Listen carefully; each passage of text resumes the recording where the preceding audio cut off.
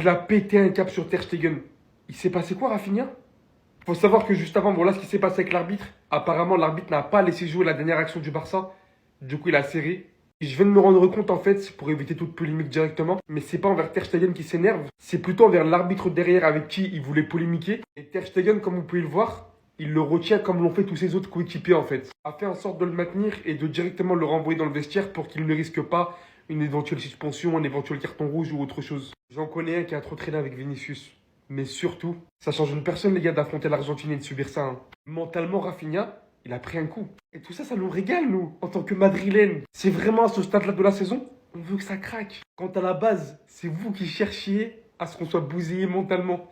Avec l'arrivée de Mbappé, ouais, il va prendre la grosse tête ici et ça. Mais sérieusement, ça me tenait à cœur de faire cette vidéo. Je voyais déjà beaucoup de personnes essayer de rendre Rafinha détestable.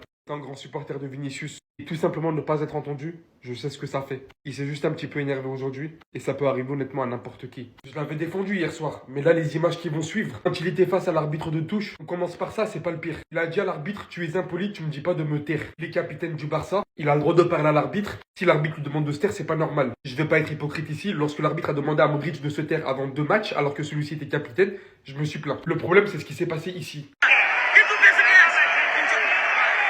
C'est là que littéralement tout change. Alors qu'hier soir, et ce qui s'est passé notamment avec Ter Stegen, j'avais compris. Il s'est énervé apparemment parce que l'arbitre n'avait pas laissé jouer la dernière action. Mais autant ici, il est indéfendable. Qu'est-ce que tu crois que je fais?